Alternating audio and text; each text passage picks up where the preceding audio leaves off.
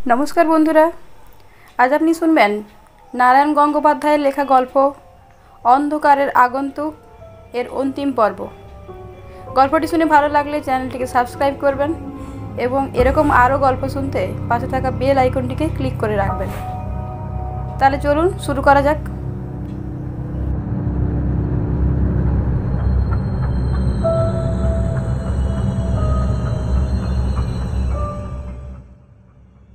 बुकेर ओपर गेंजिर गाये रक्त माखा एक हाथेर छाप जल करছে।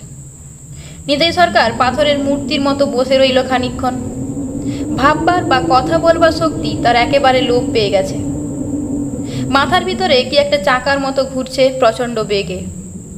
कानेर काछे भोमरार डाकेर मतो निरबिच्छिन्नभावे बों बों करे शब्द हच्छे। बाइरे बातासेर गोंगानी चलছে अश्रान्तभावे। যেন অশরীরী সীমন্ত রায় আহত হয়ে আর্তনাদ করে উঠেছে। ঘরের ভেতরে ছোট্ট আলোটা জ্বলছে। কোনো ক্রুদ্ধ ক্ষুব্ধ একচক্ষু দানবের চোখ থেকে যেন হিংসার আগুন পিছলে পড়ছে। কতক্ষণ কেটে গেছে নিতাইয়ের খেয়াল ছিল না। হঠাৎ এক সময় সচেতন হয়ে সে আর্তনাদ করে উঠতে চাইল, কিন্তু গলা দিয়ে স্বর ফুটল না। কে যেন তার জিভটাকে গলার ভেতর দিয়ে একেবারে সোজা পেটের মাঝখানে টেনে নিয়ে গেছে। सीमंत राय सत्यि मरेनी? ना ना, ता कि करे सम्भव? तार हाथेर छोड़ा तो व्यर्थ हयनि। मने पड़छे काशीमित्र घाटेर पाशे सेई निर्जन गली आर शून्य पाटगुदाम। बाइरे झाँ रात। स्टैंड रोड घुमिए पड़ेछे। गंगार बुक थेके कोनो शब्द शोना जाच्छे ना। शुधु दूर थेके भेसे आसछे एकटा मातालेर चित्कार आर माझे माझे कुकुरेर डाक। একটা পেটা ঘড়িতে রাত 2টো বাজলো। শূন্য পাটগুদামের নির্জন তেতালা। বিদ্যুতের বাতি নেই, শুধু একটা লণ্ঠন মিটমিট করছিল। ঘরে ছিল তারা দুজন। কেশব দাস মাগনি নামের গদি থেকে লুট করে আনা 15,000 টাকার নোটের তাড়াটা তাদের সামনেই পড়েছিল। আধা আধি ভাগ হবে। দুজনের চোখই লোভে জানোয়ারের মতো জ্বলছিল। হঠাৎ নিতাই বলেছিল, ওই জানালাটা বন্ধ করে দাও ভাই সীমন্ত। এত রাতে এখানে লোক দেখে যদি কোনো বেটা পুলিশ। ঠিক কথা। সীমন্ত উঠে পড়েছিল, বন্ধ করতে গিয়েছিল জানালা। আর এই মুহূর্তের জন্যই অপেক্ষা করছিল নিতাই। বিদ্যুৎ বেগে উঠে দাঁড়িয়ে সে টেনে বার করেছিল একখানা ধারালো ছোরা। লণ্ঠনের আলোয় সেটা ক্ষুধার্ত বাঘের জীবের মতো লগলগ করে উঠেছিল।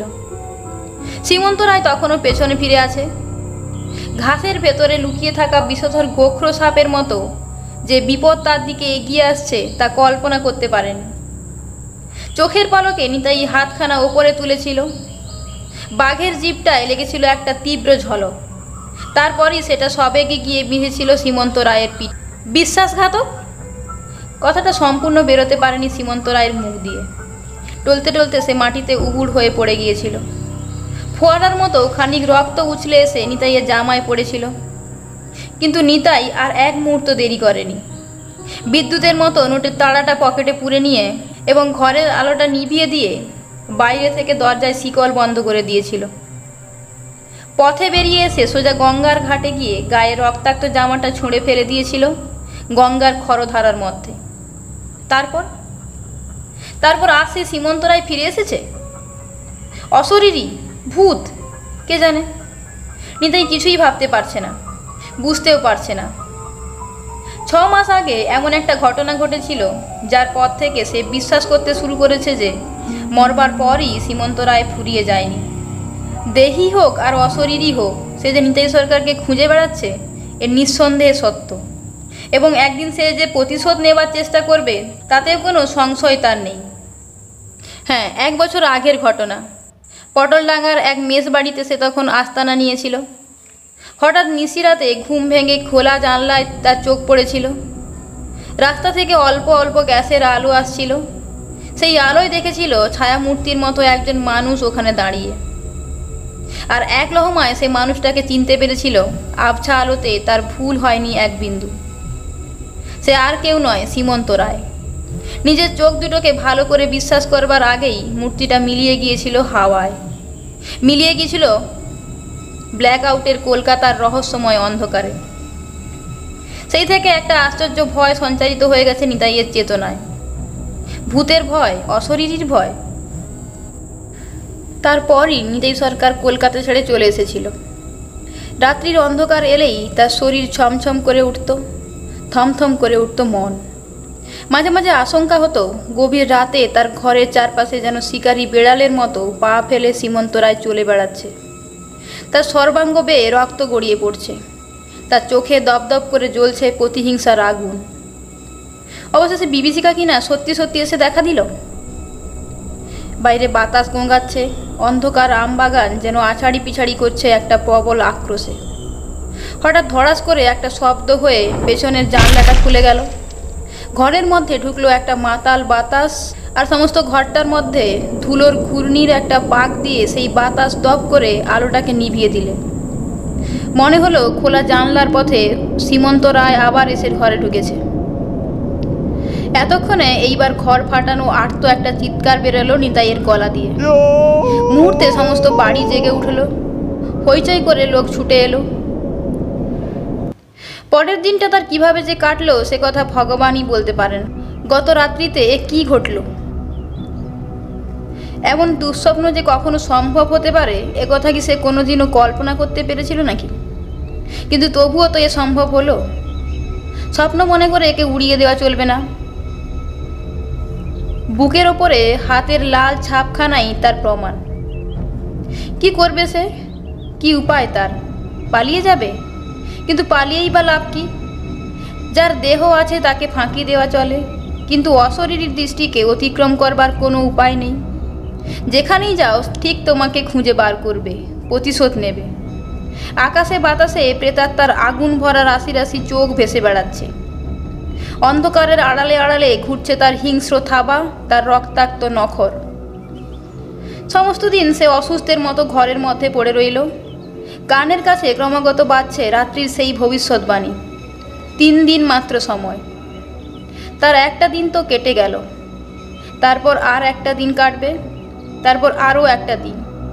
নিতাই কিছুই করতে পারবে না, কোনো প্রতিকার করতে পারবে না। শুধু একান্ত অসহায়ভাবে, একান্ত মূঢ়ের মতো একটা ভয়ঙ্কর বিভৎস পরিণামের জন্য প্রতীক্ষা করে থাকবে।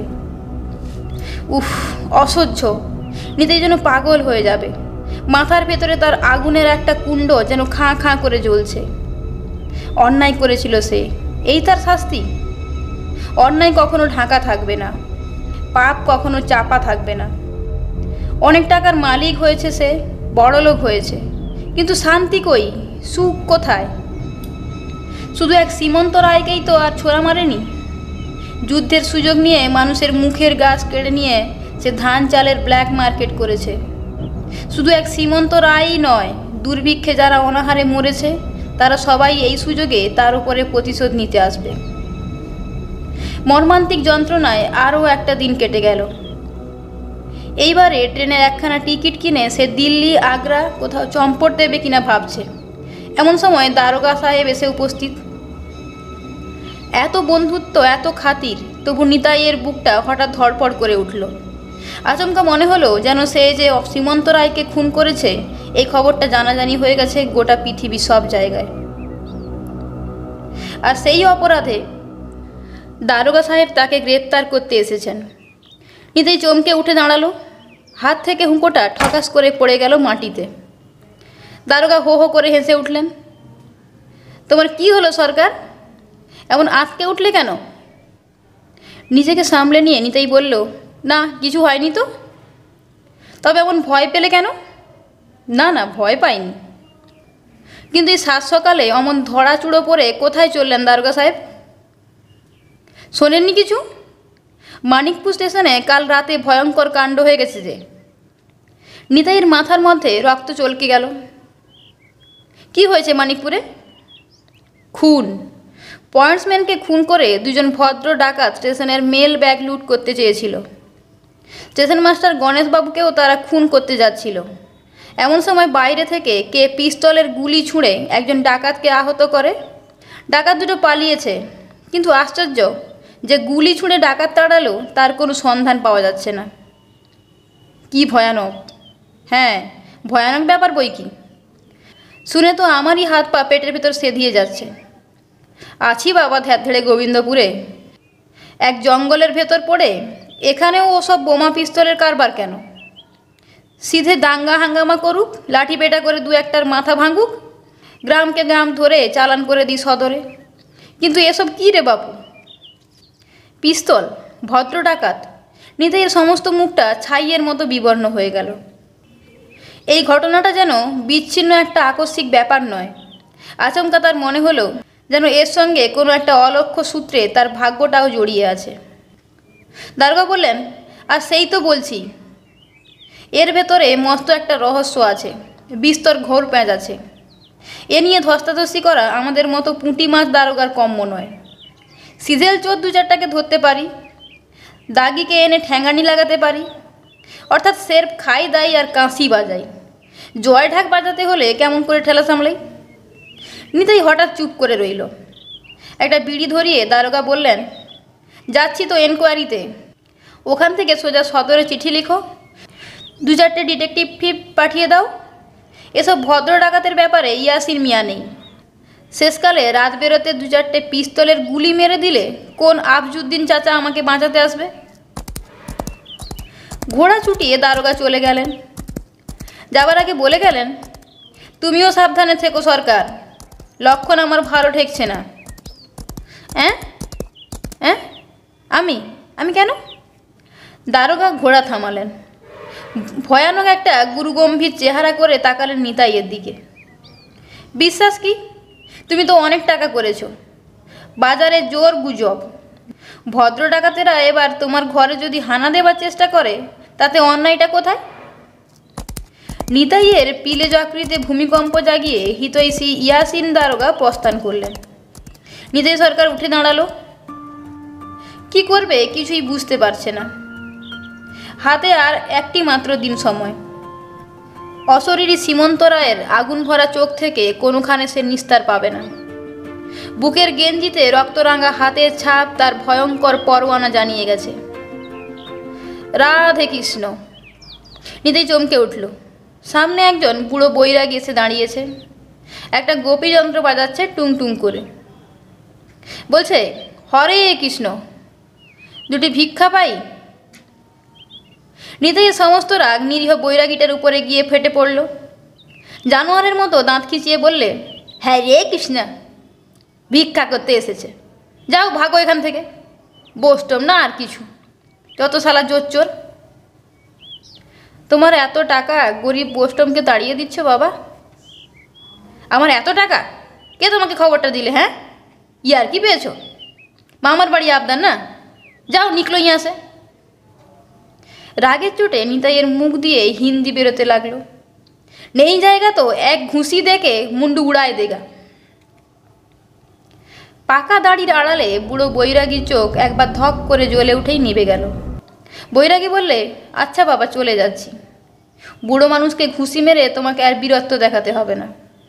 ভগবান তোমার মঙ্গল করুন। হরে কৃষ্ণ। টুংটুং করে গোপীযন্ত্র বাজিয়ে বৈরাগী দ্রুত পদে অগ্রসর হয়ে গেল। আর বৈরাগী চলে যাবার পরই একটা আশ্চর্য ব্যাপার চোখে পড়ল নিতাইয়ের। সামনে ঘাসের ওপর একখানা নীল রঙের খাম পড়ে আছে। ক্ষিপ্র হাতে খামটা তুলে নিতেই তার ভেতর থেকে এক টুকরো চিঠি বেরিয়ে পড়ল। রুদ্ধশ্বাসে চিঠিটা পড়ে গেল নিতাই। তোমার বিপদের কথা আমরা জানি, কোনো ভয় নাই। সীমন্ত রায়ের প্রেতাত্মার হাত হইতে যদি রক্ষা পাইতে চাও, তাহা হইলে এই চিঠির আদেশ পালন করিও।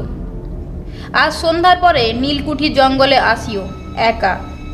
কোনো ভয় করিও না, তোমার সমস্ত বিপদের যাহাতে অবসান হয় সেই পথ তোমাকে বাতলাইয়া দিব। যদি অবহেলা করিয়া না আসো, তাহা হইলে জানিও যে ভয়ঙ্কর দুর্ভাগ্য তোমার জন্য অপেক্ষা করিতেছে, তাহা হইতে কেহ তোমাকে রক্ষা করিতে পারিবে না। ইতি তোমার বন্ধু। ব্যাপার দেখে ইয়াসিন দারোগা খানিকক্ষণ হাঁ করে রইলেন। খুনি আর দাগি নিয়ে কারবার করেছেন বিস্তর, কিন্তু এমন অভিজ্ঞতা জীবনে বিশেষ ঘটেনি। একে অজপাড়াগা এই ছোট স্টেশন, বিহারের একটা নিরিবিলি অঞ্চল, এখানেও যে এমন ঘটনা ঘটতে পারে এ কি কল্পনাও করা যায় কখনো? জার্মান যুদ্ধের চাইতে এ ভয়ানক, জাপানি বোমার চাইতে যে মারাত্মক। অফিসের ঘরের মেঝেতে তেমনি পড়ে আছে গিরিধারী লাশটা। গলা আর বুকের ভেতর দিয়ে দুটো পিস্তলের গুলি পরিষ্কারভাবে বেরিয়ে গেছে। খুব কাছ থেকেই গুলি করা হয়েছিল। নীল উর্দি রক্তে একেবারে ভিজে গেছে। মেঝের উপর দিয়ে অনেকটা গড়িয়ে গেছে রক্ত। শুকিয়ে গিয়ে সে রক্ত আঠার মতো কালো হয়ে আছে। দেয়ালের গায়েও সেই রক্তের ছিটে। গিরিধারীর পর্দা পড়া নিষ্পলক হলদে চোখ দুটো তখনও ভয়ে আর বিস্ময়ে অস্বাভাবিকভাবে বিস্ফোরিত হয়ে আছে। যেন ব্যাপারটা কি ঘটেছে ভালো করে বোঝবার আগেই মৃত্যু তার প্রেত ছায়া ছড়িয়ে দিয়েছে তার চেতনার উপর। একপাশে টেলিফোনের রিসিভারটা ঝুলে পড়েছে টেবিল থেকে নিচেতে। একটা গুলি তার মাউথ পিসে লেগেছে, খানিকটা উড়ে গেছে তার থেকে। শক্ত দেওয়ালের গা থেকে খানিকটা চুন সুরকি ঝরিয়ে দিয়ে একটা কালো বুলেট প্রায় 1 ইঞ্চি ভেতরে ঢুকে শক্ত হয়ে আটকে বসেছে। যেন একটা বড় পেরেককে জোর করে ঢুকিয়ে ওখানে বসিয়ে দিয়েছে কেউ। ঘরটার দিকে একবার তাকালেই বুঝতে পারা যায় কাল রাত্রে কি ভয়ঙ্কর প্রলয়কাণ্ড ঘটে গেছে ওখানে। বয়ে গেছে কি ভয়ঙ্কর একটা দুর্যোগ। অনেকক্ষণ কোনো কথা বলতে পারলেন না ইয়াসিন দারোগা। সামনে গিরিধারীর দেহটা একটা পৈশাচিক বিভীষিকার মতো পড়ে রয়েছে। হঠাৎ চোখে পড়ল দেওয়ালের কোণ ঘেঁষে একটা ছোট্ট গোল মতো কি একটা পড়ে আছে। দারোগা লাফিয়ে উঠে ওটাকে তুলে আনলেন। একটা পিস্তলের খালি কার্তুজ। সেটাকে মন দিয়ে নাড়াচাড়া করেই তিনি বললেন, অর্থাৎ যেন মস্ত একটা সমস্যার সমাধান তিনি চোখের সামনে দেখতে পেয়েছেন। এরপর চটপট আসামিদের ধরে ফেলতে তার কোনো অসুবিধাই ঘটবে না। খানিকটা ধাতস্থ হয়ে ইয়াসিন দারোগা একটা বিড়ি ধরালেন। আর যাই হোক, দিনের বেলা চারিদিকে ঝকঝক করছে রোদ, স্টেশন ভরা লোক। একটা বিচিত্র ঘটনার গন্ধ পেয়ে আশপাশ থেকে কিছু কৌতূহলী লোক এসে জড়ো হয়েছে। রাত্রির অন্ধকারের সঙ্গে সঙ্গে তার অজানা ভয় আর আশ্চর্য বিভীষিকাটা মিলিয়ে গেছে। এখন কোনো আনাজ কানাজ থেকে একটা বেখাপ্পা পিস্তলের গুলি এসে তার টুপিটাকে উড়িয়ে দিতে পারবে না। এ সম্পর্কে প্রায় নিশ্চিন্ত আর নিশ্চিত বোধ করলেন ইয়াসিন দারোগা। অতএব এবার নিশ্চিন্ত চিত্তে কর্তব্য পালনে মনোযোগী হওয়া যায়। তার মতো একটা ভারিক্কি দারোগার যেরকম পদমর্যাদা থাকা উচিত, সেই রকম চোখ মুখের একটা ভয়ঙ্কর ভঙ্গি করে তিনি বিড়ির ধোঁয়া ছাড়লেন। জিজ্ঞাসা করলেন, তারপর শহরে খবর দিয়েছেন নিশ্চয়ই? একটা চেয়ারে বিহরের মতো বসেছিলেন গণেশবাবু। তার কপালে একটা পট্টি বাঁধা। কেমন করে যেন কেটে রক্ত বেরিয়েছিল ওখান থেকে। অন্ধকার ঘরের ভেতরে যেসব ধস্তাধস্তি ঘটেছিল তার ফলেই ওটা হয়ে থাকবে বোধহয়। গণেশবাবু সেই রাত থেকে দারুভূত মুরারির মতো ঠায় বসে আছেন। ভয়ে আতঙ্কে আর ঘটনার অস্বাভাবিক আকস্মিকতার তার কথাই বন্ধ হয়ে গেছে তখন থেকে। ইয়াসিন দারোগার কথায় শুধু তার ঠোঁটটা একবার নড়ে উঠল। তিনি কি একটা বলবার চেষ্টা করলেন, বলতে পারলেন না। জবাব দিলেন, ASM রহমান। হ্যাঁ স্যার, টেলিফোন করেছি। কোনো খবর এলো? হ্যাঁ, খবর পাঠিয়েছে। 12টার ট্রেনে লোক আসছে। যাক, বাঁচা গেল। ইয়াসিন দারোগা দায়মুক্ত। তবু যতটা পারা যায় নিজের কর্মদক্ষতার পরিচয়টা এই ফাঁকে দিয়ে দেওয়া দরকার। তা বেশ, ওরা এলে ভালোই হবে, কিন্তু এ সামান্য ব্যাপার। আমি এর কিনারা করতে পারতাম। কত খুন জখম জল করে ফেললো এই ইয়াসিন দারোগা। কত ফেরারিকে ধরে চালান করে দিলে। আর এ তো গলার স্বরে উচ্ছ্বসিত গর্ব আর গৌরব ফুটে বেরালো। রহমান বললে, আগে হ্যাঁ স্যার। ইয়াসিন খুশি হয়ে গর্ব ভরে পা নাচাতে লাগলেন। রহমান জিজ্ঞাসা করলে, ব্যাপারটা আপনার কি মনে হয় স্যার? দারোগা অত্যন্ত বিচক্ষণের মতো একবার ডাইনে আর একবার বাঁয়ে হেলালেন ঘাটটা। মুখের ওপর মুরব্বিয়ানার একটা গুরুগম্ভীর ছায়া পড়ল। আমার তো মনে হয় এ একেবারে জলের মতো পরিষ্কার কেস। আসামিকে আমি চোখের সামনে দেখতে পাচ্ছি। ইচ্ছে করলেই অ্যারেস্ট করতে পারি। কিন্তু শহরের কর্তাদের কেরামতি একবার দেখা যাক, তারপরে যা করবার আমি করব। আচ্ছা স্যার। এবার কেস নিয়ে রহমান জিজ্ঞাসা করলে, দুজন লোক ডাকাতি করবার জন্য এসেছিল, এ তো বোঝাই যাচ্ছে, কিন্তু তাদের গুলি করে তাড়ালোই বা কে, আর অমন করে হাসলই বা কেন? তাছাড়া কালো হাতখানাই বা কার? তাছাড়া ঘরের ভেতরে মোড়ার মাথা গড়িয়ে দেওয়া? ইয়াসিন দারোগা একেবারে দস্তুর মতো বিরক্ত হয়ে উঠলেন। আরে মশাই, আপনি তো আচ্ছা লোক, বলি দারোগা কে, আপনি না আমি? রহমান সংকোচে এতটুকু হয়ে গেল, আগে আপনি। তবে উত্তরে কি বলা যায় রহমান ভেবে পেল না। দারোগা না হলে কি বোঝা যায় মশাই? রেল কোম্পানির ঘন্টা বাজিয়ে আর মালগাড়ির হিসেব নিয়ে কি পুলিশের ব্যাপার বুঝতে পারা যায়? এর জন্য আলাদা মগজ চাই। সরকার আমাদের মুখ দেখে বহাল করেনি, বুঝলেন? ভেতরে অনেক বস্তু আছে বলেই না একটা থানার দণ্ডমুণ্ডের কর্তা করে দিয়েছেন। মানেন কি না? আগে মানি বই কি। তাহলে এত সহজেই সব বুঝতে চাইছেন কেন? ধৈর্য ধরে থাকুন, সময়ে সব জানতে পারবেন। ঘরে সবাই একেবারে চুপ মেরে রইল। দারোগা একখানা খাতা বার করলেন, বললেন, এনকোয়ারি রিপোর্টটা তৈরি করে ফেলা যাক। খুন, জখম, পিস্তলের কাণ্ড গুরুতর ব্যাপার। আপনারা যে যা জানেন সব ঠিক করে বলবেন। যদি সত্যি কথা এক বিন্দু গোপন করেন তাহলে সকলকে জেলে যেতে হবে, মনে থাকে যেন। আগে মনে থাকবে বই কি। মহা আড়ম্বরে দারোগা সাক্ষী নিতে বসলেন। 1 ঘন্টার মধ্যে 3 বার চা এলো, 2টো ডাব এলো, সেই সঙ্গে যেমন তর্জন তেমনি গর্জন। ভাব দেখে মনে হলো হাতের কাছে আসামিকে না পেলে তিনি এদের ফাঁসি কাঠে নিয়ে লটকে দেবেন। গণেশবাবু একেই হতভম্ব হয়ে বসেছিলেন। দারোগার ধমক ধামুকে তার প্রায় হার্ট ফেল করবার উপক্রম হলো। রিপোর্ট লেখা হলো। 4র্থ পেয়ালা চা আর 3 নম্বর ডাব নিঃশেষ করে ইয়াসিন দারোগা উঠতে যাবেন, এমন সময় ঘরে ঢুকলো স্টেশনের ঝাড়ুদার রাম সিং। দারোগাকে সেলাম দিয়ে বললে, হুজুর আপকা চিঠি। আমার চিঠি? সবিস্ময়ে দারোগা বললেন, আমার চিঠি কোত্থেকে এলো? একটু বাবু দিয়া, मास्टर बाबू आपको भी एक ठो दिया। कौन बाबू? मालूम नहीं, एक ठो गोरा बाबू, नया आदमी कोई होगा। কি ব্যাপার? কথা নেই, বার্তা নেই, কোত্থেকে এক নতুন বাবু এসে স্টেশন মাস্টার আর দারোগাকে চিঠি দিয়ে গেল। ক্ষিপ্র গতিতে খাম ছিঁড়তে ছিঁড়তে দারোগা বাবু বলল, কিধার হ্যাঁ বাবু? চলা গিয়া। বটে। খাম খুলে দুজনেই চিঠি বার করলেন। তার চিঠিটা পড়বা মাত্রই দুজনের মুখের ভাব একরকম হয়ে গেল, মরার মতো বিবর্ণ আর পাংশে। দারোগা চিঠিতে লেখা ছিল সংক্ষেপে মাত্র এই কটি কথা, বেশি চালিয়াতি না করে বাড়ি যাও, নইলে বেঘরে মারা পড়বে, হিতৈষী। আর গণেশবাবু চিঠিতে লেখা ছিল, মাস্টার মশাই, অন্ধকার রাতে আমায় পথ দেখিয়েছিলেন, আপনার কাছে আমি কৃতজ্ঞ। আপনি ভালো এবং নিরীহ লোক, তাই কাল রাতে আমি সামান্য কিছু কর্তব্য করে আপনাকে রক্ষা করেছি।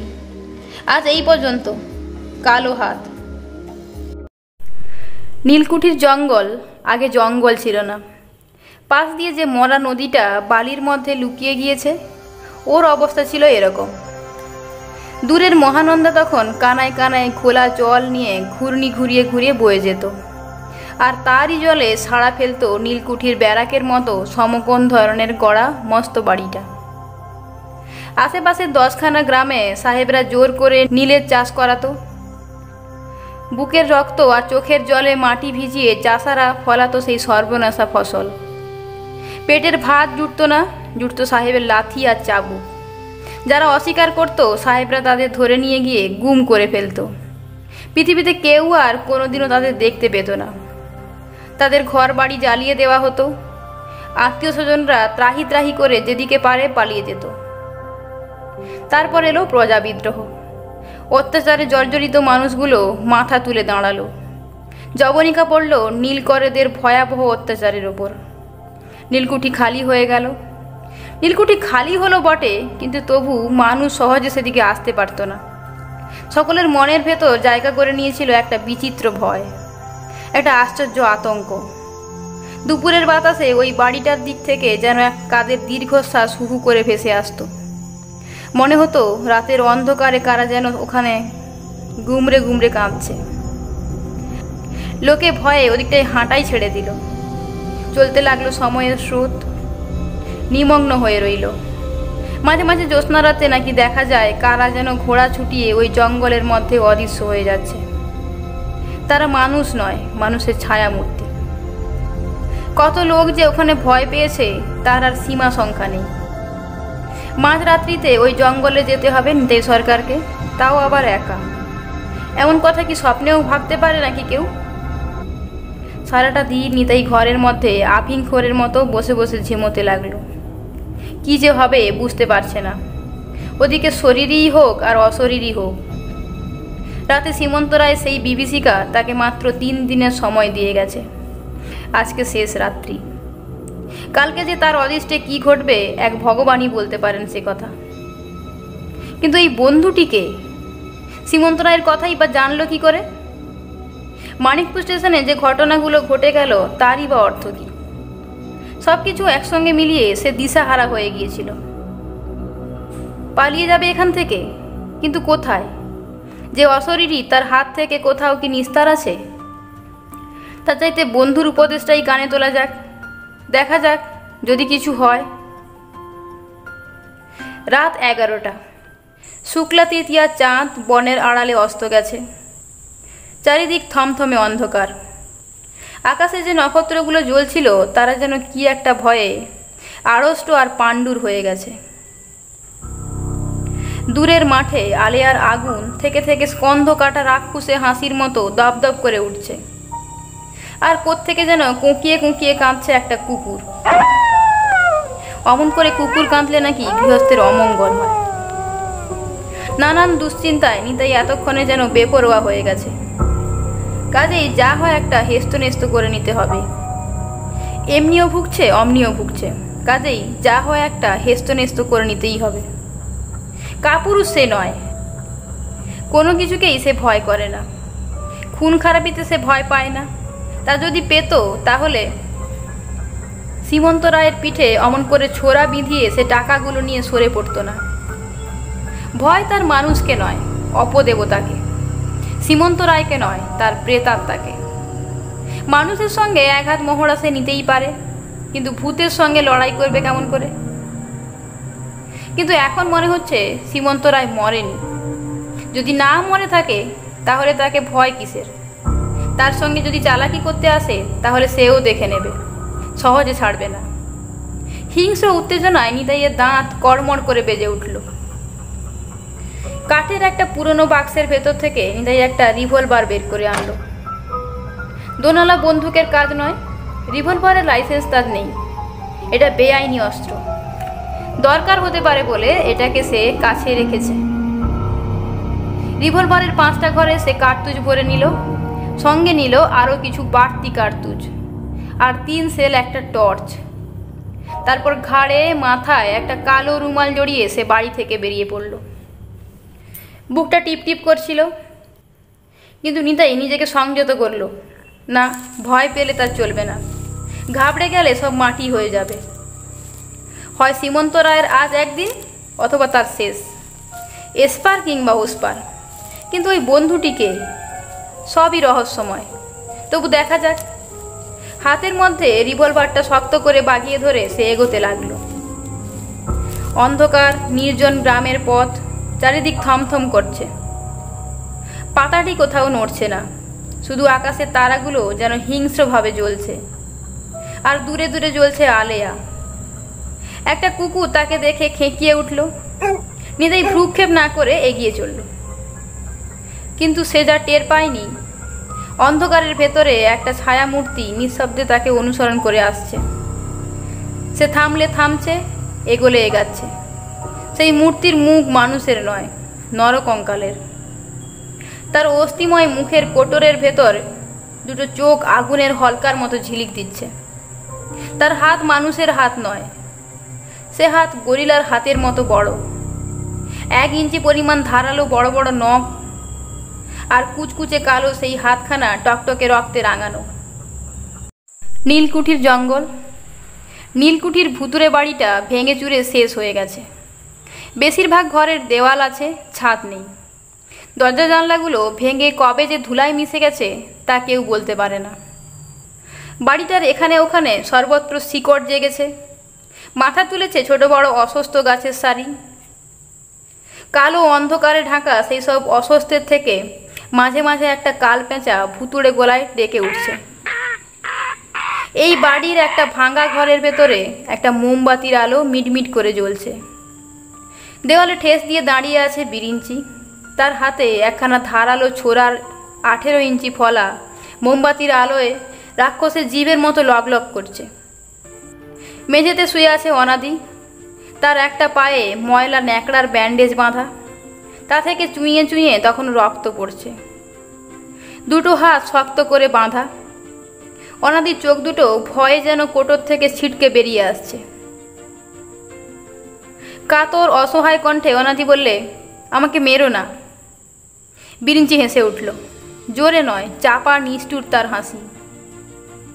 তারপর অনাদির কথায় জবাব না দিয়ে আঙুলের মাথায় ছোড়ার ধার পরীক্ষা করতে লাগলো। এক ঘায়ে একেবারে এফোড় ওফোড় করে দেওয়া যাবে কি না সেটাই দেখছে। অনাদি আবার কাতর স্বরে বললে, কেন আমাকে মারবে? আমি কি করেছি? তোমাকে না মারলে আমার উপায় নেই। কেন? তোমার পায়ে চোট লেগেছে, সীমন্ত রায়ের গুলি উরু দিয়ে বেরিয়ে গেছে, তুমি পালাতে পারবে না, ধরা পড়বেই। তারপর তোমার দৌলতে আমাকেও ফাঁসিতে ঝুলতে হবে। কাজেই আগে ভাগে নিশ্চিন্ত হতে যাই। মিথ্যেবাদী, শয়তান! অনাদি গর্জে উঠল। তোমার মতলব আমি বুঝতে পেরেছি। নিতাই সরকারের কাছ থেকে যে টাকা আদায় করবে ভেবেছ তার ভাগ আমাকে দিতে চাও না, তাই তোমার এসব ছুতো। সীমন্ত রায়ের গুলি না লাগলেও তুমি আমাকে খুন করতে। তা করতাম। নির্বিকার নিরাসক্ত গলায় বিরিঞ্চি জবাব দিল। এই তোমার বন্ধুত্ব? শয়তানে শয়তানে বন্ধুত্ব এরকমই হয় বন্ধু। আবার হিংস্র চাপা গলায় বিরিঞ্চি হেসে উঠল। স্বার্থসিদ্ধি হলে সবটা একা গ্রাস করবার জন্য তুমি আমাকে খুন করবে, নইলে আমি তোমাকে খুন করব। ভাগ্য বলে চান্সটা আমি পেয়েছি, ছাড়বো কেন? রাক্ষস, শয়তান! অনাদি গর্জে উঠল। যা খুশি বলতে পারো। নির্বিকারভাবেই বিরিঞ্চি জবাব দিল। মেল ট্রেনের টাকাগুলো বাগানোর চেষ্টা বৃথা হয়ে গেল। ব্যাগড়া দিল সীমন্ত রায়। নিতাইয়ের কাছ থেকে যা পাওয়া যাবে তাতে আমার নিজেরই কুলোবে না, কাজেই তোমাকে আর ভাগিদার রাখতে চাই না। এবার সীমন্ত রায় আর নিতাইকে কাবার করতে পারলেই আমার পথ পরিষ্কার। অনাদি আবার বলল, শয়তান, বিশ্বাসঘাতক! বড্ড গালাগালি দিচ্ছ, আর বেশিক্ষণ তোমার বাঁচা উচিত নয়। রেডি হও। 1, 2। ছুরি হাতে বিরিঞ্চি এগোতে লাগলো। বিস্ফোরিত ভীত চোখে অনাদি পালাবার চেষ্টা করলো, কিন্তু কিছুতেই উঠতে পারল না। আমাকে মেরো না, তোমার পায়ে পড়ি, মেরো না, আমি ভাগ চাই না, আমাকে ছেড়ে দাও। অনাদির অসহায় চোখ দিয়ে জল পড়তে লাগলো। তা হয় না। বিরিঞ্চির গলার স্বর পাথরের মতো কঠিন। আমাকে মেরো না, আমাকে মোমবাতির আলোয় ছোড়াতে বিদ্যুৎ ঝলকে উঠল। ধপ করে সেটা নেমে এলো অনাদির বুকের ওপর, বসে গেল পাঁট পর্যন্ত। অন্তিম আর্তনাদ। বার কয়েক হাত পা ছুঁড়েই শান্ত হয়ে গেল। অনাদির বিস্ফোরিত চোখের ওপর নেমে এলো সাদা কাপড়ের একটা পর্দা। আর বিরিঞ্চি ছোড়াটাকে ফস করে সদরে টেনে আনতেই এক হাত উঁচু হয়ে ছিটকে বেরোলো রক্তের ফোয়ারা। লাগলো দেয়ালে, লাগলো বিরিঞ্চির গায়ে। অনাদির জামাতে ছোড়া রক্ত মুছে নিয়ে বিরিঞ্চি সোজা হয়ে দাঁড়ালো। মুখে নিশ্চিন্তার এক টুকরো হাসি। একটা আপদ গেছে, আরো দুটো বাকি, তাদের অবস্থাও এমনি হবে। ফু দিয়ে মোমবাতিটা সে নিভিয়ে দিল। ঘরে ঘনিয়ে এলো ভৌতিক কৃষ্ণ ছায়া। পেঁচাটা আবার ডেকে উঠল। এমন সময় জঙ্গলের ভেতরে একটা তীব্র টর্চের আলো এসে পড়ল, যেন তলোয়ারের ফলা, চিরে দিল নীলকুঠির অন্ধকারের প্রেতাচ্ছন্ন রাত্রিকে। আর কেউ নয়, নিতাই সরকার। নিতাই খানিকক্ষণ বিহলের মতো দাঁড়িয়ে রইল অন্ধকার নীলকুঠির সামনে। বাতাস উঠেছে, চারিদিকের বন জঙ্গলে বাজছে একটা ভৌতিক মর্মর, যেন অতীত যুগে যত প্রেতাত্মা আজ এই অন্ধকার রাতে নীলকুঠির জঙ্গলে হানা দিয়েছে। অসংখ্য জোনাকি জ্বলছে ঝোপে ঝাড়ে, তাদের হিংস্র চোখ থেকে ঠিকরে পড়া আগুনের স্ফুলিঙ্গ যেন। নিতাইয়ের বুক কাঁপতে লাগলো। এ কোথায় এলো? কার সর্বনাশা আকর্ষণে সে এখানে এসে পড়ল? জঙ্গলের কোলে ঘন অন্ধকার যেন তাকে ঠেসে ধরেছে, যেন তার দম আটকে আসছে। কে এই বন্ধু? এমন অস্থানে এমন অসময়ে তাকে ডেকে আনলো। সে কি সত্যি সত্যিই বন্ধু, না কোনো শত্রুর ফাঁদ? নিতাই চুপ করে দাঁড়িয়ে রইল খানিকক্ষণ। ভয়ে ব্যাকুল চোখ দুটো বুলিয়ে নিল পোড়া নীলকুঠির ভয়াবহ রহস্যময়তার ওপর। তারপর চেপে ধরল পকেটের রিভলভারটা। নিজের অস্ত্রটার নিষ্ঠুর শীতল স্পর্শে তার নিজের শরীরটাই যেন শিউরে উঠল। ফিরে যাবে? বোধহয় ফিরে যাওয়াই ভালো। কিন্তু যাবে কি যাবে না ভাবতে ভাবতেই সে চমকে লাফিয়ে উঠল। তার কাঁধের ওপর কার একখানা হাত পড়েছে, যেন মানুষের হাত নয়। চারিদিকের আঁধারই একখানা লম্বা হাত বার করে তার কাঁধের উপর রেখেছে। অস্বাভাবিক করা নিতাই বলল, কে? আঁধারের ভেতর থেকে জবাব এলো, এসো। নিতাই পকেটের রিভলভারটা ধরবার চেষ্টা করতে লাগলো, কিন্তু ভয়ে আর উত্তেজনায় তার হাতটা থরথর করে কাঁপছে। তেমনি বিকৃত গলায় সে জিজ্ঞাসা করলো, তুমি কে? জবাব এলো, বন্ধু। ওরা কেউ দেখতে পায়নি একটু দূরে আর একটা ছায়ামূর্তি দাঁড়িয়ে। তার মুখ মানুষের নয়, কঙ্কালের। তার হাত মানুষের নয়, গরিলার মতো বড়, আর সেই হাতখানা টকটকে রঙে রঙিন। কঙ্কাল মূর্তিটা নিঃশব্দে হাসছিল। হঠাৎ তার হাড়ের দাঁতগুলো খটখট করে বেজে উঠল। নিতাই চমকে উঠল। ও কি? বন্ধু জবাব দিল, কিছু না, বোধহয় কটকটে ব্যাঙ। ঘরে ঢুকে মোমবাতির আলোটা জ্বালিয়ে দিল বিরিঞ্চি। তারপর নিজের পিস্তলটা নিতাইয়ের দিকে ঘুরিয়ে সোজা হয়ে দাঁড়ালো।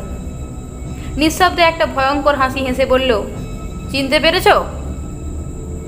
ততক্ষণে আতঙ্কে পাথর হয়ে গেছে নিতাই। মোমবাতির মৃদু আলোয় চোখে পড়েছে ঘরের ভেতরে সেই বীভৎস অমানসিক দৃশ্যটা। মেঝেতে তাজা রক্তের স্রোত বইছে। নিতাইয়ের পায়ের নিচে সে রক্ত আঠার মতো চটচট করে উঠল। আর রক্তের সেই পৈশাচিক সমারোহের মধ্যে পড়ে আছে একটা মৃতদেহ, মুখ থুবড়ে পড়ে আছে। প্রসারিত হাতের দুটো মুঠি শক্ত করে আটা, অন্তিম যন্ত্রণায় পায়ের নখগুলো পর্যন্ত দোমড়ানো। কিন্তু তার চাইতেও বড় বিভীষিকা নিতাইয়ের সামনে দাঁড়িয়ে দাঁড়িয়ে হাসছিল। তার হাতের ছোট্ট রিভলভারের নলটা তারই বুকের দিকে উদ্যত হয়ে আছে। তার সাদা সাদা বড় বড় দাঁতগুলো ক্ষুধার্ত জানোয়ারের মতো যেন তাকে তাড়া করে আসছে। সেই অস্ফুট গলায় বলল, বিরিঞ্চি। বিরিঞ্চি আঙুল বাড়িয়ে দেখিয়ে দিল মৃতদেহটার দিকে। আর অনাদি। নিতাইয়ের সমস্ত জ্ঞান যেন লুপ্ত হয়ে গেল। মাথা ঘুরে রক্তাক্ত মেঝের ওপরে বসে পড়ল সে। শুধু তেমনি করে সামনে দাঁড়িয়ে পিশাচের মতো হাসতে লাগলো বিরিঞ্চি। কয়েক মিনিট পরে নিতাই উঠে দাঁড়ালো। কাঁপা গলায় জিজ্ঞাসা করলো, অনাদিকে কে খুন করেছে? আমি। কেন? দরকার ছিল। কিন্তু বিরিঞ্চি বিকটভাবে সেরকম শব্দহীন হাসি হাসল। ভয় নেই, তোমাকে খুন করব না। বলছি তো, আমি তোমার বন্ধু। বন্ধু? কীরকম বন্ধু তা আমি জানি। নিতাইয়ের হাত পা কাঁপছে। আমার কাছে তুমি কি চাও? কিছুই না। পুরনো বন্ধু, একটু আলাপ পরিচয় আর কি। বিরিঞ্চি নিশ্চিন্তভাবে দেয়ালে ঠেস দিয়ে দাঁড়ালো। তাছাড়া একটু দাবিও আছে। আশা করি বন্ধুকে বিমুখ করবে না। কি দাবি? কিছু টাকা। কিসের টাকা? কেশব দাসের সিন্ধুক থেকে নেওয়া হাজার হাজার টাকার অর্ধেক। সে টাকার আমি কিছুই জানি না। জানো না? বিরিঞ্চি তেমনি হাসতে লাগলো। একথা তোমার কাছ থেকে একেবারে আশা করিনি তা নয়। লজ্জা কি বন্ধু, সত্যি কথাটা সবাই জানে। সবই চাই না, মাত্র 7,500 পেলেই আমি চলে যাব। মিথ্যে কথা, আমার টাকা নেই। নেই? নিশ্চিন্তভাবে বিরিঞ্চি বললে, তোমার টাকা নেই, আমার রিভলভারের টোটা আছে। অনর্থক কেন বন্ধু বিচ্ছেদ ঘটাচ্ছ বলো দেখি? রাজি হয়ে যাও। সেই টাকায় তোমার দাবি নেই, আছে সীমন্ত রায়ের। একই কথা, দাও, টাকাটা দিয়ে ফেলো চটপট। না, দেব না। বিরিঞ্চি অনাদির মৃতদেহটা দেখিয়ে দিল। ক্ষুব্ধ স্বরে বলল, তাহলে আমাকে আরও একটা খুন করতে হবে দেখা যাচ্ছে। নিতাই আর্তনাদ করে উঠল, হাতটা চলে গেল পকেটের ভেতর। খবরদার! হঠাৎ আকাশ ফাটানো গলায় চেঁচিয়ে উঠল বিরিঞ্চি, খবরদার! আমি জানি তোমার পকেটে পিস্তল আছে, কিন্তু বার করবার চেষ্টা করো না, তার আগেই মিছিমিছি প্রাণটা খোয়াবে। বিরিঞ্চির পিস্তলটা নিতাইয়ের প্রায় বুকের কাছাকাছি এসে ঠেকেছে। ট্রিগারে একটা আঙুল তৈরি হয়ে আছে। হাল ছেড়ে দিল নিতাই। হতাশভাবে বলল, কিন্তু আমার কাছে তো টাকা নেই। না, তোমার ব্যাংকে আছে, সে আমি জানি। তা ভালো ছেলের মতো এটা সই করে দাও দেখি। কি এ? চেক বই। চেক বই? এ যে আমার চেক বই, এ কোথায় পেলে? বিরিঞ্চি মুচকি আসলো। কোন ব্যাংকে টাকা আছে জানলে চেক বই জোগাড় করা এমন আর শক্ত কি? নাও সই করো। আমি সই করব না। কালো রিভলভারটা নাচিয়ে বিরিঞ্চি বলল, করবে না? না। তাহলে অনাদির দিকে একবার তাকাও। দাও, সই করছি। নিতাই বলল, কিন্তু কলম? এই নাও। পকেট থেকে একটা ফাউন্টেন পেন বার করে দিল বিরিঞ্চি। কত টাকা লিখব? রিভলভারটা নাচিয়ে বিরিঞ্চি বলল, লিখতে হবে না, শুধু সই করো। তার মানে ব্ল্যাঙ্ক চেক? হ্যাঁ, ব্ল্যাঙ্ক চেক। সবাই নিতাই বলল, তুমি যদি আমার সব টাকা তুলে নাও? বন্ধুকে বিশ্বাস করো? না, সই করব না। তাহলে? বিরিঞ্চি পিস্তল বাগিয়ে ধরল। দাও, সই করছি। খসখস করে চেকে স্বাক্ষর করে দিল নিতাই। তারপর মাথায় হাত দিয়ে মেঝেতে বসে পড়ল। আজ তার সর্বস্ব গেল, আজ সে পথে বসেছে। কিন্তু কিন্তু নিতাইয়ের চোখ ঝিলিক দিয়ে উঠল। এর শোধ সে নিতে পারবে। ও টাকা হজম করবার ক্ষমতা বিরিঞ্চির হবে না। নিতাই বলল, এবার আমাকে যেতে দাও। হ্যাঁ, দিচ্ছি। বিরিঞ্চি রক্তমাখা ছোরাটা হাতে তুলে নিল।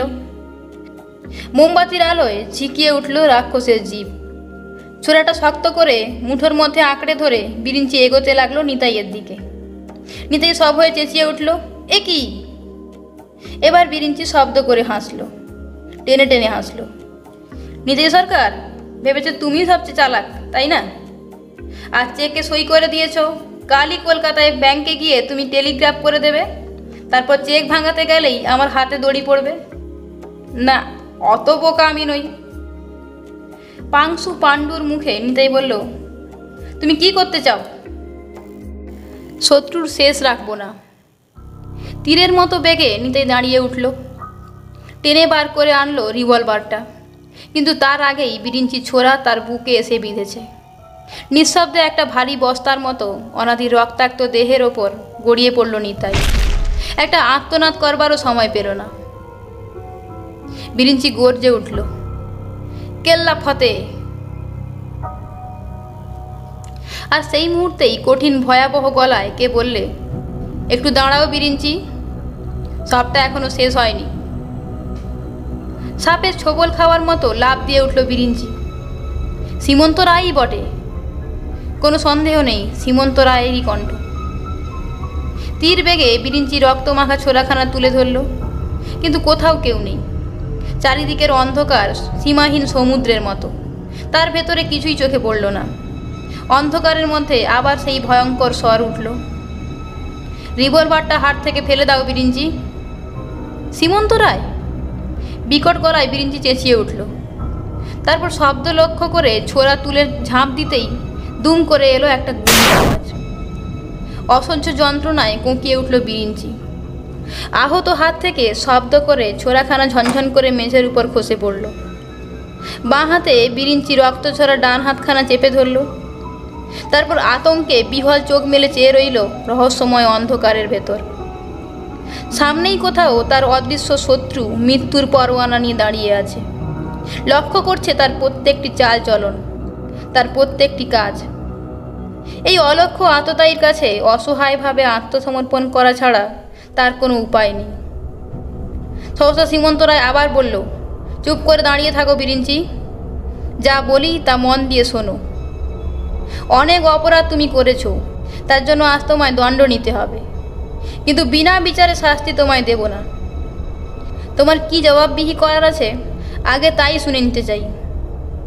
বিকৃত স্বরে বিরিঞ্চি বলল, সাহস থাকে তো সামনে এসে দাঁড়াও সীমন্ত রায়, অমন করে কাপুরুষের মতো আড়ালে থেকো না।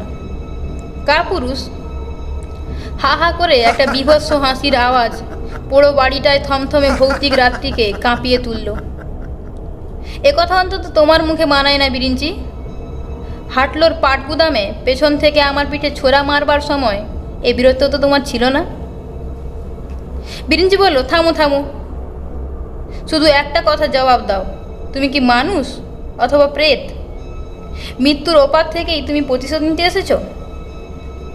সীমন্ত রায়ের অলক্ষ্য কণ্ঠ আবার তীক্ষ্ণ ভয়ঙ্কর মুখর হয়ে উঠল।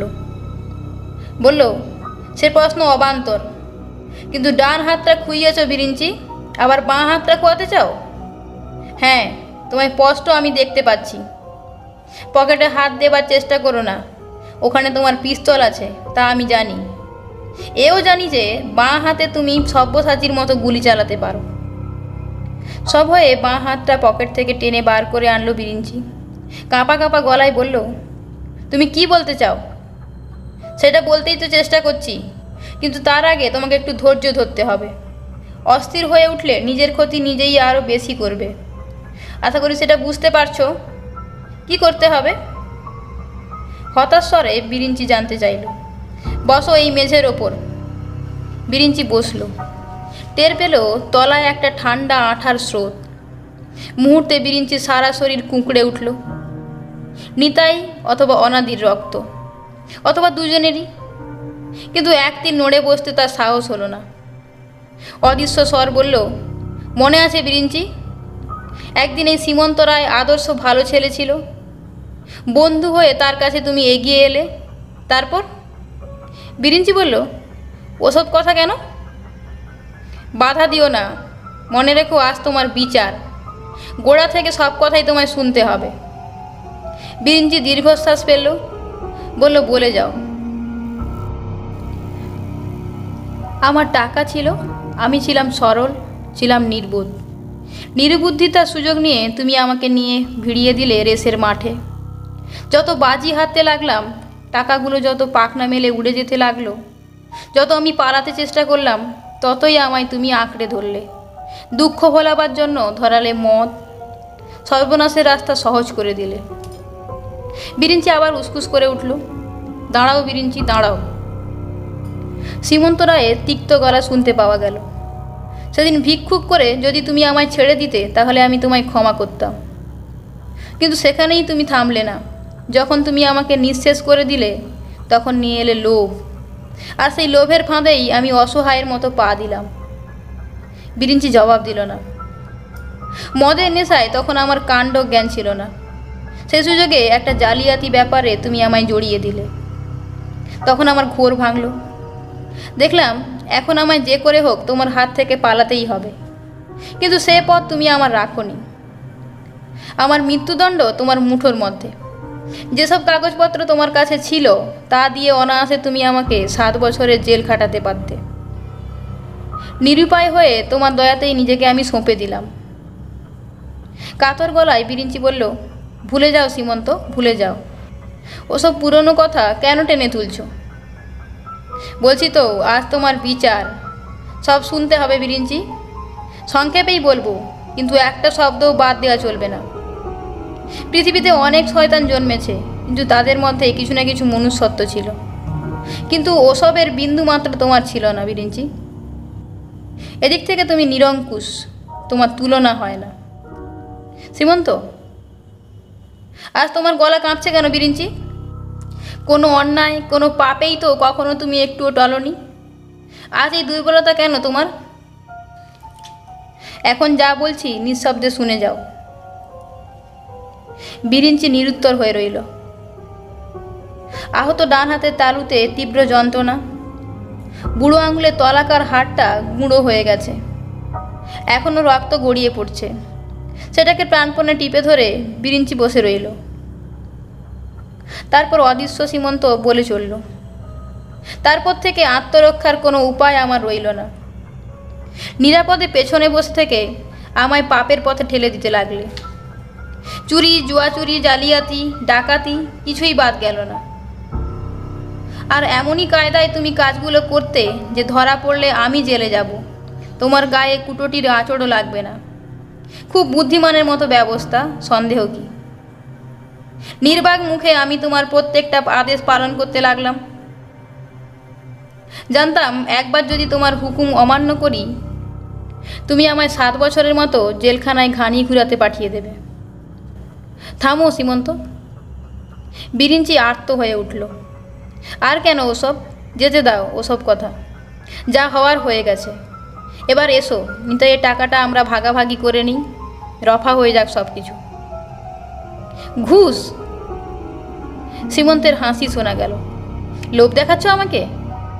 কিন্তু ও চালাকি পুরনো হয়ে গেছে বিরিঞ্চি হালদার, ওতে আর আমায় ভোলাতে পারবে না।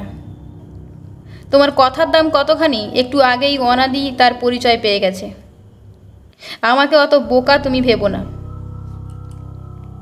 বিশ্বাস করো, একটা সুযোগ দাও আমাকে। বিরিঞ্চি প্রার্থনা করল। সুযোগ তুমি অনেক পেয়েছো বিরিঞ্চি, আর নয়। সব সুযোগেরই একটা সীমা আছে। ওসব কথা এখন থাক। হ্যাঁ, যা বলছিলাম, আমার প্রতি শেষ কর্তব্য তুমি পালন করলে কেশব দাস মাগনিরামের ব্যাপারে। আমাকে ছোড়াটা ঠিকই মেরেছিলে তোমরা, কিন্তু কপাল জোরে আমি বেঁচে গেলাম। কি করে? সে অনেক কথা, কিন্তু তারপরেই মনে হলো তোমরা 3 জন, তুমি, অনাদি আর নিতাই, তোমাদের কাছে আমার অনেক ঋণ। সে ঋণ আমায় শোধ করতেই হবে। বিশেষ করে তুমি আমার সর্বশ্রেষ্ঠ মহাজন। বিরিঞ্চি চিৎকার করে উঠল, আমায় ছেড়ে দাও সীমন্ত। এ টাকা সবই তুমি নাও, শুধু আমাকে মুক্তি দাও। আমি তোমার কাছে ক্ষমা চাইছি। ক্ষমা? শ্রীমন্ত আবার সেই ভয়ঙ্কর হাসি হাসল। তোমাকে ক্ষমা করবার পরিণাম কি আমি কি তা জানি না বন্ধু? গোখরোর মতো তুমি আমায় খুঁজে বেড়াবে। তোমাকে হাড়ে হাড়ে আমি চিনি। আর আমাকে যদি তুমি নাইও পাও, আমার মতো আরও কতজনের যে তুমি সর্বনাশ করবে তার হিসেব নেই। আইন তোমায় ধরতে পারবে না, এতই তুমি সতর্ক। কাজেই আজ আমার কাছ থেকে তোমায় দণ্ড নিতেই হবে। সীমন্ত, উঠে দাঁড়াও বিরিঞ্চি। বজ্রের মতো আদেশ এলো। সীমন্ত, উঠে দাঁড়াও, নইলে গুলি করব। বিরিঞ্চি মন্ত্রমুগ্ধের মতো উঠে দাঁড়ালো। ডান দিকে ঘুরে দাঁড়াও। আমাকে কোথায় নিয়ে যেতে চাও সীমন্ত? এক্ষুনি জানতে পারবে। ডান দিকে ফেরো। হ্যাঁ, আরও 2 পা। হ্যাঁ, আরও 2 পা। এবার হাঁটতে আরম্ভ করো। পালাতে চেষ্টা করো না বিরিঞ্চি। মনে রেখো, আমার অশরীরী চোখ আর হাতের রিভলভার তোমার সব কিছু লক্ষ্য করছে। বিরিঞ্চি অন্ধকারের মধ্যে হাঁটতে লাগলো। আর একটু ডাইনে। হ্যাঁ, আর 2 পা চলো। চলো বিরিঞ্চি। বিরিঞ্চি চলতে লাগলো, পোড়ো বাড়ির আবর্জনায় হোঁচট খেতে খেতে। পায়ের তলায় জঙ্গল মাড়িয়ে মাড়িয়ে। দাঁড়াও। আবার কঠোর আদেশ এলো। বিরিঞ্চি মন্ত্রমুগ্ধের মতো দাঁড়ালো। আমি অশরীরী কিনা জানতে চেয়েছিলে? এইবার জানতে পারবে। তোমার কাছে টর্চ আছে? বিরিঞ্চি বিহ্বল স্বরে বলল, আছে। এবার সেটা জ্বালাতে পারো। পকেট থেকে আড়ষ্ট হাতে টর্চ বের করলো বিরিঞ্চি। আলো ফেললো অদৃশ্য স্বর যেদিক থেকে আসছিল সেই দিকে। কিন্তু মুহূর্তের সেই আলোতেই বিরিঞ্চির মাথার চুলগুলো খাড়া হয়ে গেল। মাত্র 4-5 হাত দূরেই যে দাঁড়িয়ে আছে সে সীমন্ত নয়, একটা নরকঙ্কালের মুখ। ভয়ঙ্কর কালো রক্তাক্ত হাতে একটা উদ্যত পিস্তল। তার মুখের অস্থিসার দাঁতগুলো খটখট করে প্রেতের হাসি বাজাচ্ছে। হাত থেকে টর্চটা পড়ে গেল। একটা বোবা আর্তনাদ করে পিছিয়ে গেল বিরিঞ্চি। সঙ্গে সঙ্গেই আর একটা আর্তনাদ চারিদিকে মুখর করে দিল। ঠিক পিছনেই বড় কুয়াটার মধ্যে সে উল্টে পড়ল, আছড়ে পড়ল 12 হাত নিচের শুকনো পাটকেলে ভরা গর্তটার মধ্যে। পড়ার সঙ্গে সঙ্গেই ঘাটটা মটকে গেল তার। কালো হাত তার পড়ে যাওয়া টর্চটা তুলে নিয়ে কুয়ার মধ্যে ফেলল। ওই সে চেয়েছিল, বিরিঞ্চির বিষাক্ত রক্ত নিজের হাতে সে আর ঝরাতে চায়নি। ঘাড় মুটকে পড়ে কুয়ার তলায় ঝুলে আছে বিরিঞ্চি, আর টর্চের আলোয় স্পষ্ট দেখা যাচ্ছে ভাঙা ইটের ভেতর থেকে সক্রোধে গলা বার করে একটা বিশাল দুধরাজ গোখরো বিরাট ফনা তুলে বিরিঞ্চির অসাড় দেহে একটার পর একটা ছোবল মেরে চলেছে। টর্চের আলোয় তার হিংস্র চোখ দুটো ঝিলমিল করে উঠল। বাইরে ঝাঁ ঝাঁ করছিল রোদ। নিজের কোয়ার্টারে হাঁ করে ঘুমোচ্ছেন গণেশবাবু। মুখের সামনে অনেকগুলো মাছি উঠছিল ভন ভন করে। তাদের জ্বালায় বিরক্ত হয়ে মাঝে মাঝে জেগে উঠেই আবার ঝিমিয়ে পড়ছিলেন তিনি। সামনে টেবিলের ওপর একখানা কাগজ কী সব লেখা রয়েছে। এখান থেকে বদলি হবার জন্য গণেশবাবু দরখাস্ত লিখছিলেন। লিখতে লিখতেই ঘুমিয়ে পড়েছেন। ভেজানো দরজাটা খুলে নিঃশব্দ পায়ে একজন লোক ঢুকল। রেলের খালাসির মতো জাঙ্গিয়া পরা, দেখলে সাধারণ একজন কুলি ছাড়া আর কিছুই মনে হয় না। একবার আর চোখে সে নিদ্রিত গণেশবাবুর দিকে তাকালো, তারপর একখানা খাম আর একটা ছোট্ট প্যাকেট বিছানার উপর রেখে তেমনি নিঃশব্দে বার হয়ে গেল। একটু পরেই মানিকপুর স্টেশনে এলো 1:30টার ট্রেন। স্টেশন ছেড়ে বেরিয়ে চলে গেল। আর গণেশবাবুর ঘুম ভাঙল আরও প্রায় 2.5 ঘন্টা পরে, প্রায় বেলা 4টের সময়। তখন তার চোখে পড়ল সেই প্যাকেটটা আর সেই চিঠিখানা। গণেশবাবু সবিস্ময়ে বললেন, এ কি, এগুলো এখানে কে রেখে গেল? আগে তিনি প্যাকেটটা খুললেন, আর খোলা মাত্র ভয়ে বিস্ময়ে তার বাগরোধ হয়ে গেল। প্যাকেটের ভেতর থেকে পড়ল রবারের মস্ত মস্ত 2টো দস্তানা, কঙ্কালের মাথা আঁকা একটা মুখোশ। দস্তানা দুটো সাধারণ হাতের প্রায় দ্বিগুণ। তার উল্টো পিঠে গদের আঠায় কতগুলো লোম আটকানো, আর তার মাঝে মাঝে লাল রং দেওয়া। গণেশবাবু জিনিসগুলোর দিকে অবাক চোখে তাকিয়ে রইলেন। তারপর আড়ষ্ট হাতে খুললেন খামখানা। তার ভেতরে এই চিঠিখানা ছিল। প্রিয় গণেশবাবু, গত 1 সপ্তাহের মধ্যে আপনাদের এখানে অনেকগুলো ব্যাপার ঘটে গেছে, যেগুলো আপনাদের কাছে একটা বিচিত্র রহস্য মাত্র। কয়েকজন মানুষের প্রাণ গেছে, ঘটেছে কতগুলো শোচনীয় দুর্ঘটনা। দুর্ভাগ্যক্রমে আপনিও সেই দুর্ঘটনার হাত একেবারে এড়াতে পারেননি। সেদিন আমি সময় মতো এসে পড়তে না পারলে ও শয়তান দুটোর গ্রাস থেকে কিছুতেই আপনাকে বাঁচাতে পারতাম না। কিন্তু আমি কে, সে পরিচয়টা দেবার জন্য এই চিঠিখানা আপনাকে লেখা। এ থেকেই যা কিছু ঘটেছে তার রহস্যভেদ হয়ে যাবে। আমি এখানকার সকলের বিভীষিকা, আমি কালো হাত। চমকে উঠবেন না, আমি ভূত নই, প্রেত নই, কিছুই নই। আর নই যে তার প্রমাণ ওই আলতা রাঙানো রবারের দস্তাখানা আর ওই মুখোশ। আজ ওদের প্রয়োজন ফুরিয়েছে, তাই আজ থেকে আবার আমি আপনাদের মতো রক্ত মাংসের মানুষ। আমি সীমন্ত রায়। কালো হাত রূপে একটা মানুষকে আমি খুন করেছি। একটা মানুষকে না, একটা হিংস্র ভয়ানক পশুকে। তবু আমি নরহত্যা করেছি। এ পাপের প্রায়শ্চিত্ত আমি করব। কেমন করে করব তা আপনাকে জানিয়ে লাভ নেই। শুধু যেটুকু জানাবার সেটুকুই লিখছি। আমি সীমন্ত রায়, ভদ্রলোকের ছেলে। বিশিষ্ট বনেদি পরিবারে আমার জন্ম।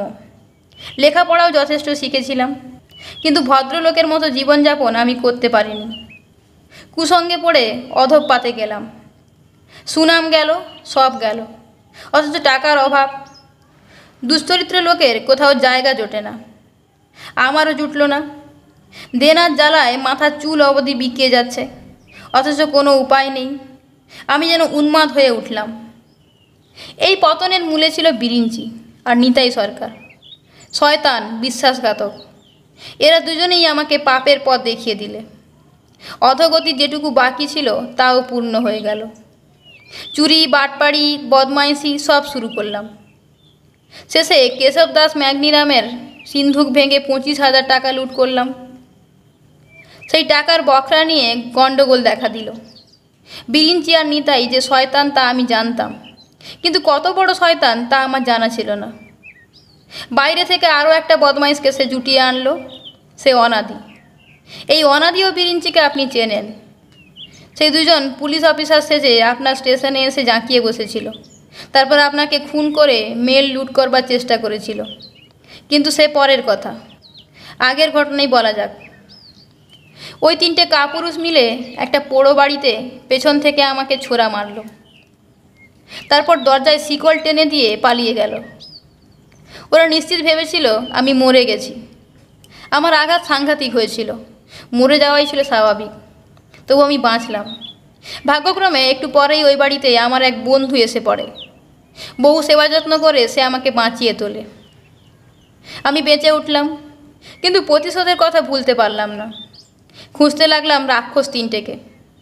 নিতাই সরকার সবচেয়ে ধূর্ত, বিরিঞ্চি আর অনাদিকেও সে কলা দেখিয়েছিল। তাই নিতাইয়ের শত্রু দাঁড়ালো তিনজন, আমারও তিনজন। আজ আমারই জিত হয়েছে, তিন শত্রুই নিপাত হয়েছে। আমি নিতাইয়ের খোঁজে এলাম। সেই রাত্রির কথা নিশ্চয়ই আপনার মনে আছে। তারপর অনাদি আর বিরিঞ্চি এলো তাদের কার্য উদ্ধার করতে। আমি দেখলাম আশ্চর্য যোগাযোগে তিন শত্রুই আমার মুঠোর মধ্যে এসে পড়েছে। ওরা ওয়েটিং রুমে এসে আস্তানা গাড়ল। ওদের কথাবার্তা শোনবার জন্য আমাকে কৌশল করে গিরিধারীর পোশাকটা জোগাড় করতে হলো। শুনলাম সব, বুঝলাম ওদের মতলব। সেই সঙ্গে এও ঠিক করলাম, হয় ওদের একদিন নয় আমার একদিন। কোথায় থাকতাম? সুন্দরপুর বাজারে। মুসলমান ফকির সেজে রাতে বেরাতাম অভিযানে। যেদিন বিরিঞ্চি আর অনাদি ডাক লুট করতে এবং আপনাকে খুন করতে চেষ্টা করে, সেদিন বাইরে থেকে গুলি করে আমি তাদের চক্রান্ত ব্যর্থ করেছিলাম। গিরিধারীকে বাঁচাতে পারিনি, সে দুঃখ আমার রয়ে গেল। কিন্তু গণেশবাবু, হয়তো আপনার মনে আছে, প্রথম দিন ধন্যবাদ জানিয়ে বলেছিলাম আপনাকে পুরস্কার দেব। সে পুরস্কার দিয়েছি, আপনার প্রাণ বাঁচিয়েছি সেদিন। আমি খুনি বটে, আমাকে আপনি ঘৃণা করতে পারেন, কিন্তু আপনাকে যে দুটো পিশাচের হাত থেকে বাঁচাতে পেরেছি, এ গৌরব চিরদিন আমার থাকবে। দুটো পিশাচ, হ্যাঁ পিশাচ বই কি, কিন্তু পিশাচ হিসাবে বিরিঞ্চির তুলনা হয় না। পাশে বকরা নেয়, সেই জন্য আহত অনাদিকে নীলকুঠির জঙ্গলে সে খুন করল। তার মতো বিশ্বাসঘাতক পৃথিবীতে খুব বেশি জন্মেছে বলে মনে হয় না। তারপর ওই নীলকুঠিতেই নিতাই সরকারকে ভয় দেখিয়ে সে চেক লিখিয়ে নিল। নিষ্ঠুরভাবে তাকেও হত্যা করল। ভালোই হলো, ষাঁড়ের শত্রু বাঘে মারল। নইলে ওই দুটোকে খুন করবার অপরাধও আমাকে বইতে হতো। তারপর আমার কাজ আমি করলাম, আমি শেষ করলাম বিরিঞ্চিকে। এজন্য অনুতাপ করি না। ওই পাষণ্ডকে ইংরেজ আইন কোনোদিনও ছুঁতে পারত না, কাজেই আমাকেই ওর বিচার করতে হলো। অপরাধী হতে পারি, কিন্তু মনে আমার কোনো গ্লানি নেই। যে 15,000 টাকার জন্য এত রক্তপাত, সে টাকা আমার হাতের মুঠোয়। কিন্তু ও পাপের ধনে আমার লোভ নেই। আমি বুঝেছি অন্যায়ের টাকা কত অন্যায়কে টেনে আনে, একটা পাপ কত পাপকে জমিয়ে তোলে। নিতাইয়ের বিশ্বাসঘাতকতায় আমার চোখ খুলে গেছে। ও টাকা জনহিতকর প্রতিষ্ঠানগুলোতে আমি বিলিয়ে দেব মনন্তরের মুমূর্ষ বাংলাদেশের ক্ষুধিতদের ভেতরে। কালো হাতে আজ থেকে মৃত্যু হলো। সীমন্ত রায় নতুন রূপে আজ বাঁচতে চেষ্টা করবে দেশের আর দশের সেবায়। জীবনে কোনো দিন আপনার সঙ্গে আমার দেখা হবে না, যদি হয়ও আপনি আমাকে চিনতে পারবেন না। আমি জানি এরপর ওখানে পুলিশ তদন্তের ঢেউ এসে যাবে, বহু নিরীহ লোক অনর্থক হয়রান হবে। আপনার এই চিঠি তাদের দেখাবেন, বলবেন 3টি মৃতদেহ পাওয়া যাবে নীলকুঠির জঙ্গলে, একটিকে পাওয়া যাবে পুরনো কুয়ার মধ্যে, সেই বিরিঞ্চি, পাপচক্রের নেতা। আর জানাবেন আজ থেকে মানিকপুর সুন্দরপুরের সমস্ত রহস্যের ওপর জবনিকা পড়ে গেল। আপনাকে আবার ধন্যবাদ, আমার সশ্রদ্ধ নমস্কার। আশীর্বাদ করবেন সীমন্ত রায়ের হাত থেকে, মন থেকে যেন এই রক্তের দাগ মুছে যায়, যেন সহজ স্বাভাবিক মানুষ হয়ে মানুষের কল্যাণে সে বাঁচতে পারে। ইতি সীমন্ত রায়। চিঠিখানা শেষ করে গণেশবাবু 2 হাত তুলে নমস্কার করলেন।